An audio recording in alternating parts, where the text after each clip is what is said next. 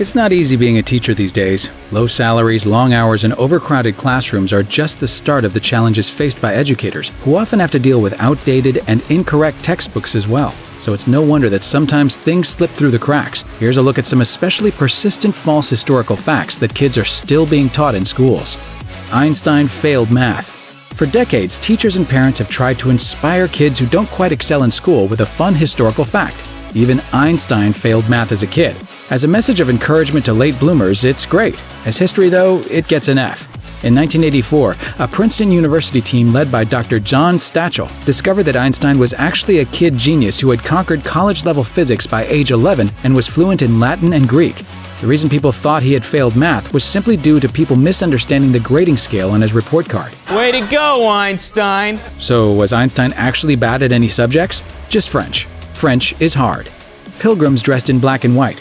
Learning about the Pilgrims and their role in the European colonization of America is a major part of any American's elementary school education. Also a part of school, plays in which kids dress up like pilgrims and reenact the first Thanksgiving. Invariably, the costumes are ill-fitting black and white garments topped with big black hats, which fits with the idea of the Pilgrims as strict, simple people. But according to Pilgrim expert Caleb Johnson, the Pilgrims actually wore clothes that were all kinds of styles and colors.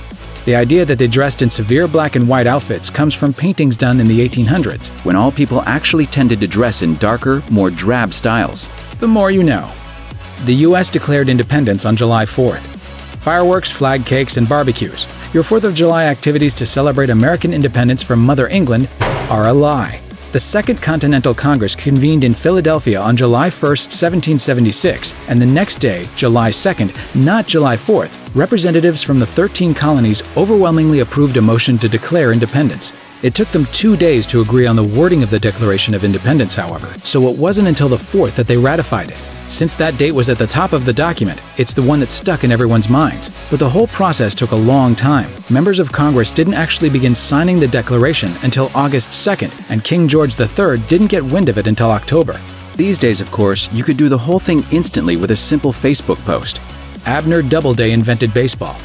In 1903, baseball guide editor Henry Chadwick wrote about how baseball had evolved from the British games of cricket and rounders. The magazine's publisher, sporting goods kingpin Albert Spalding, responded by forming a commission to prove baseball actually had American origins. The commission's report, issued in 1907, was based mainly on a letter from a man named Abner Graves. He claimed to have been in Cooperstown, New York in 1839 when future Civil War General Abner Doubleday outlined a diamond in the dirt and wrote up rules for a game called baseball. Spalding took that assertion for fact. To do so, he ignored two actual facts. First, commission member A.G. Mills, who was close friends with Doubleday, couldn't remember Doubleday ever mentioning baseball. And second, in 1839, Doubleday was a cadet at West Point, not in Cooperstown. These days, historians think baseball is one of several sports derived from stool ball, which was played in England as far back as the 15th century. Sorry, America. Columbus had to prove the world was round. While few still think Christopher Columbus actually discovered America, many believe the explorer's voyage was important because it proved the world was round. But this was not the case. In fact, people knew the Earth was round as far back as ancient Greece. In the 19th century, however, writers like Washington Irving used the Columbus story to take potshots at the Catholic Church, claiming the explorer had to convince superstitious clergymen that the Earth wasn't flat like they thought. The idea caught on with the general public. Just another testament to the power of fake news. War of the Worlds caused mass hysteria. The textbook definition of mass hysteria is probably the October 1938 chaos that resulted from Orson Welles' radio adaptation of H.G. Wells' The War of the Worlds. Wells and the Mercury Theater on-the-air radio program presented the terrifying story of a New Jersey alien invasion as breaking news, with on-the-scene reports so convincing that hordes fled their homes in terror. We know that really happened because the newspapers of the day said so. Unfortunately, the creative license hadn't ended with the radio program. According to History.com, newspaper publishers took what few reports there were of people panicking and built it up to create a story of far-reaching mania over War of the Worlds and to make radio look bad. Gotta watch out for those emerging technologies.